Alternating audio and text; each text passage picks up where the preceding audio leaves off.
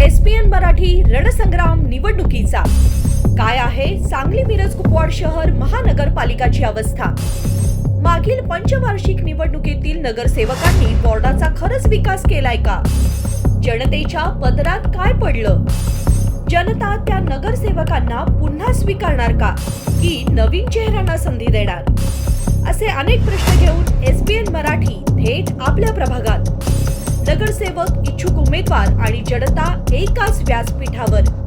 महापालिकेचे महायुद्ध पाहायला विसरू नका, फक्त आपल्या SPN मराठी वृत्तवाहिनीवर। SPN मराठीच्या महापालिकेचे महायुद्ध या विशेष कार्यक्रमामध्ये आपल्या सर्वांचे स्वागत आहे। आज आपण आलेलो आहे सांगली मिरज कुपवाड शहर महानगरपालिकेच्या प्रभाग क्रमांक 8 या ठिकाणी। आपल्यासोबत आहेत उमेदवार आहेत, त्यांचं काय नेमकं व्हिजन असणार आहे, या प्रभागासाठी ते कसा विकास करणार आहे, याच्या अगोदर विकास झाला आहे का नाही हे आपण त्यांच्याकडून जाणून घेणार आहोत। आज मी संजय सुरगोंडा पाटील, वार्ड क्रमांक 8मधून ड प्रवर्गातून मी उभा आहे। तर आज या ठिकाणी आम्ही फिरत असताना बऱ्याच समस्या आढळल्या। ते ह्याच्या अगोदरही आपलेच उमेदवार होते, त्यांनी बऱ्यापैकी कामं केल्यात, पण राहिलेली कामं आम्हाला करावं लागणार आहे आणि आम्ही कटिबद्ध आहोत। ह्या पार्श्वनाथ नगर असो किंवा वसंत कॉलनी असो, ह्या परिसरातील ह्याला आम्ही कटिबद्ध आहोत जनतेचे प्रश्न सोडवण्यासाठी। भारतीय जनता पार्टीनं आमच्यावर विश्वास ठेवून आम्हाला उमेदवारी दिलेली आहे आणि आमचे चारही उमेदवार आम्ही कटिबद्ध आहोत की या भागातील प्रश्न सोडवायला आम्ही। नेमकं समस्या इथल्या ह्या ठिकाणी बऱ्याच ठिकाणी ड्रेनेजची समस्या आहेत, गटारे हे फार मोठे काय नाहीत, जरा ओपन स्पेस जरा स्वच्छता करून देऊन, मंदिराचे पडझड झालेले आहे काही ठिकाणी, त्याची व्यवस्था करून देणे, हे असे एवढेच कामं आहेत, फार म्हणजे हे नाही आहेत। आम्ही चौघांना जर सहकार्य ह्याने केले ह्या भागातील लोकांनी, तर निवडून आल्यानंतर आम्ही निश्चितपणे सगळे प्रश्न सोडवू। निवडून आल्यावर निश्चितपणे विकास करू असं यांचं म्हणणं आहे। आणखीन काही आपल्याकडे महिला उमेदवार आहेत, त्यांच्याकडून आपण त्यांच्या प्रतिक्रिया जाणून घेऊयात। नमस्ते, माझं नाव सौयोगिता परशुराम राठोड, मी ब गटामध्ये उभी आहे, आपल्या प्रभाग क्रमांक 8मध्ये। काय अडचणी समस्या काय तिथं? आता कसं आहे सर, आपण सगळीकडे फिरलो आहे, म्हणजे अगदी डोर टू डोर करत आपण तिथून इथपर्यंत आलो आहे। लक्ष्मी मंदिर, तुमचं विजयनगर पूर्व पश्चिम सगळं, आनंदनगर वगैरे। तर आता कसं आहे, खरेमाळाच्या पुढनं जो नाला येतो त्या नाल्याचा प्रॉब्लेम तुम्हाला कुपवाड फाट्यापर्यंत दिसेल आणि खूप लोकांना ह्याचा त्रास होतो।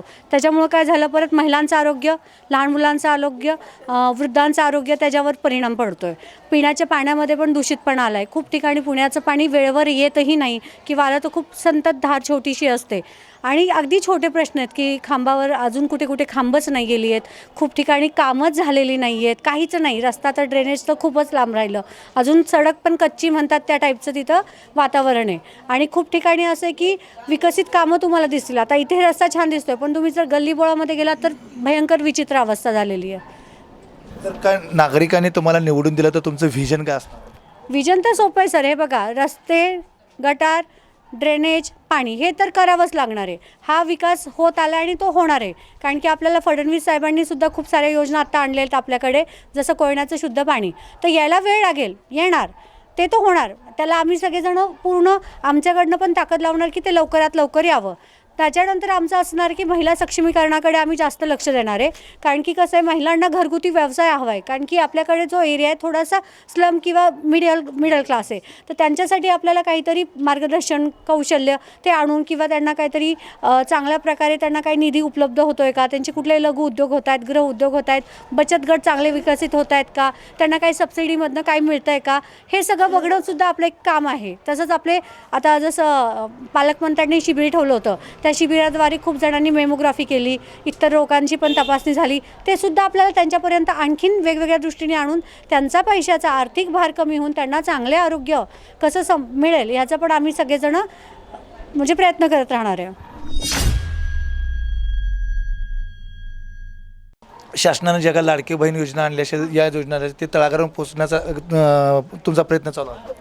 हां, आहे ना, आणि प्रत्येक गोष्टीला एक क्रायटेरिया आहे। मी प्रत्येकाला सांगू इच्छिते की काय क्रायटेरिया असतो, जसं आपण म्हणतो की नाण्याच्या दोन बाजू आहेत त्या टाईप आहे, तर तुम्ही त्याच्यामध्ये व्यवस्थित बसला, जसं तुमचं एज, तुमचे इन्कम सर्टिफिकेट्स वगैरे वगैरे काय असेल जे पण, तर पेपर व्यवस्थित असेल तर ती आम्ही गोष्टी तुमच्यापर्यंत आणायला सक्षम आहोत. कुठलीही योजना असून दे, योजना पूर्णपणे त्यांच्याकडे जावी हीच आमची इच्छा आहे. फक्त लाडकी बहीणच नाही, आज निराधार योजना आहे, श्रावणबाळ योजना आहे, बांधकाम कामगार योजनेतनं मुलांचं शिक्षण झालं, मुलींची लग्न आहेत, म्हणजे खूप साऱ्या किट येत आहेत ते आहे. ते कसं रिन्यू करायचं, त्याचं काय असतं हेच पण त्यांना सांगणं खूप गरजेचं आहे. अगदी छोट्या गोष्टी त्यांना माहीत नसतात. त्या महिला उमेदवार. आता आपण जाणून घेऊया की हे विजय वायदंडे आहेत, याच्या अगोदर सुद्धा या ठिकाणी हे माजी नगरसेवक होते. नेमका यांनी विकास कशा पद्धतीने केला आणि विकास नेमका या ठिकाणी कसा झालेला आहे आणि काय समस्या आहेत हे त्यांच्याकडून जाणून घेऊ. मी दीपक वायदंडे प्रभाग क्रमांक 8 मधून भाजपाचा उमेदवार म्हणून उभा आहे. तर ह्या परिसरात आता आम्ही जवळजवळ 4 ते 5 महिने झाले फिरतो आहे. बऱ्यापैकी समस्या आहेत. थोडंसं ड्रेनेजचे कामं आपल्या आजपर्यंत ह्या परिसरात झाले नव्हते. पण आमदार गाडगीळ साहेबांनी व खाडे साहेबांनी ह्या परिसरात ड्रेनेज आणलं. पण ड्रेनेजच्या कामं झाल्यानंतर थोडंसं रस्ते खराब झालेत. ते रस्ते खराब झाल्यामुळं आत्ता परत आणि त्याच्यावरती दादाने नंतर आणि मंजूर केलेला फंड आहे. त्यानंतर बरेच ह्या परिसरात डेव्हलप म्हणजे फक्त काय आता ओपन पीस राहिलेत. ओपन पीसमध्ये छोटे बगीचे असतील, नाना पार्क असेल किंवा परिसरातील थोडंसं ज्येष्ठ नागरिकांसाठी विरंगुळा केंद्र असेल, ह्या बऱ्याच गोष्टी आहेत त्या आम्ही सातत्यानं प्रयत्न करू. आमदार सुधीर खाडे यांच्या विकास निधीतून विकास बऱ्यापैकी झालेला आहे. जो का राहिलेला नाही विकास आहे तो उर्वरित विकास आम्हाला निवडून दिल्यावर आम्ही करू असं त्यांचं म्हणणं आहे. आणखीन काही महिला उमेदवार आहेत, आपण त्यांच्या प्रतिक्रिया जाणून घेऊ. नमस्कार, मी नाक्षी सदाशिव पाटील, वार्ड क्रमांक 8 क गटातून. आपण एवढं 8 दिवस झाले फिरतोय. प्रत्येक लोकांची आपल्याकडं बरेचसे समस्या आहे. भटक्या कुत्र्याचं, घंटागाडी, बरेच लोक तक्रार करतात. त्याचं आम्ही आपल्या भागातली समस्या सोडू. काही महिला नागरिक सुद्धा आहेत या ठिकाणच्या, त्यांच्याकडून आपण त्यांच्या प्रतिक्रिया जाणून घेऊ. ॲक्च्युली मी स्वप्नाली संतोष भट, वार्ड क्रमांक 8मधून. आज जे तुम्ही बघता या ठिकाणी हे चारही जे उमेदवार आहेत ही 8मधून उभे आहेत. आणि मला असं वाटतं की सगळ्यांना एक मोठं जाहीर आव्हान करते की 8मधून या उमेदवारांना मोठ्या मतांनी आपण विजयी करायचं आहे. आणि विजयी झाल्यानंतर मी स्वतः शाश्वती देते की आपल्या इथली कामं थांबणार नाही आहेत. ऑलमोस्ट आत्तापर्यंत जी कामं झाली त्याच्यापेक्षाही अजून चांगली कशी होतील याची मी त्यांच्याकडे आशा व्यक्त करते आणि निश्चिती देते की ती होणार. थँक्यू. विकास कामं झालेले आहेत, नक्की यांना निवडून दिल्यानंतर आणखीन विकास कामं होतील असं या महिला यांनी सांगितलं. आणखीन काही नागरिक आहेत, त्यांच्याकडून आपण समस्या जाणून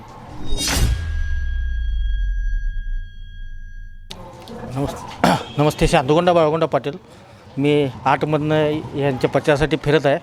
पण जेवढे काय समस्या आहेत ह्या लोकांच्याकडनं पूर्ण होतील एवढीच मी बोलतो. जेवढी कामं राहिल्यात, रस्ते उकरलेले आहेत ते रस्ते पूर्ण करतील. परत ड्रेनेजचं काम आहे ते कामं पूर्ण करतील. हे सगळे उमेदवार पूर्ण करतील. समस्या या प्रभागात काय? सध्या म्हणजे रस्त्यांचं जरा प्रॉब्लेम आहेत. ते रस्ते काय असतील ते यांनी दुरुस्ती करतील आणि भाजप असल्यामुळे हे सगळी कामं पूर्ण होतील. मग सत्तावरती भाजपची आहे, परत या ठिकाणी जर का सत्ता परत आली तर विकास कामं चांगलं होतील असं या नागरिकांचं म्हणणं आहे. उमेदवारांना आपण त्यांना विचारलं की त्यांचं नेमकं व्हिजन काय असणार आहे. विजन आमचं महत्त्वाचं म्हणजे अगदी वार्ड आदर्श वार्ड करण्याचं आमचं विजन आहे. अगदी महापालिकेत, सांगलीत असो, मिरजेत असो किंवा कोप्पाडमध्ये असो, 8 नंबर वार्ड हा आदर्श करण्याचा आमचा विजन आहे. तोच विचार सगळ्यांनी ठेवून आम्ही पुढं वाटचाल करत आहोत. एक चांगलं, सगळ्यापेक्षा चांगला वार्ड आपला आणि सुशिक्षित एरिया पण फार मोठा आहे आमच्या वार्डामध्ये. विजयनगर असो, आता वसंत कॉलनी, पार्श्वनाथ नगर, तिकडच्या भागात गेला तर विद्यानगर परिसर, पुन्हा आमचं शारदा हाऊसिंग सोसायटी, हा सगळं चांगला म्हणजे सुशिक्षित वर्ग आहे. आणि या ठिकाणी काम करत असताना आम्हाला काही अडचणी येणार नाहीत. आम्हाला लोकांचं सपोर्ट चांगला मिळत आहे आणि त्या ह्याच्यावर आम्ही थोडं व्यवस्थित कामं करू. एक आदर्श ठेवू ह्या वार्डाचा की बाबा ह्या वार्डात विकास कसा झाला आहे आणि बघून दुसऱ्या वार्डातील नगरसेवकसुद्धा ते केले पाहिजेत, ही आमची इच्छा आहे. नागरिकांच्या प्रतिक्रिया जाणून घेऊ. जसं की चारीचे चारी उमेदवार जे आहेत ते सुशिक्षित आहेत आणि अनुभवी आहेत. तसंच मॅडमनी जसं सांगितलं की महिलांसाठी आरोग्य आणि सक्षमीकरण, तर त्या दिशेने पाऊल उचललं गेलेलं आहे. तर ह्यासाठी हे चारही जणं असतील तर सर्व मतदार जे वर्ग आहेत त्यांनी भरघोस प्रतिसाद देऊन प्रचंड मतांनी यांना विजयी करावं एवढीच इच्छा आहे.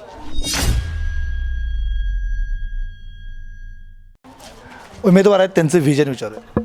मी तुम्हाला ऑलमोस्ट सांगितलं आहे की माझा पहिला विजन आहे की आपलं जे समस्या दादांनी सांगितलं आहे त्या सगळ्या नॉर्मली आहेत त्या तर कराव्याच लागणार आणि आपण ते करणारच आहे. प्लस महिला, बाल आणि वृद्ध आणि तरुण, युवा ह्या सगळ्यांचं आर्थिक स्थैर्य आणण्यासाठी मानसिक आरोग्य नीट राहावं, शारीरिक आरोग्य नीट राहावं ह्यांच्यासाठी सुद्धा आम्ही कटिबद्ध आहोत आणि आम्ही त्याच्याकडेही लक्ष देणार आहे. म्हणजे फक्त ते आता निघाले ना की नगर म्हणजे नगरसेवक म्हणजे नळ, गटार आणि हे त्याच्या पलीकडे जायचं आहे आम्हाला त्याच्यात अडकायचं नाही आहे.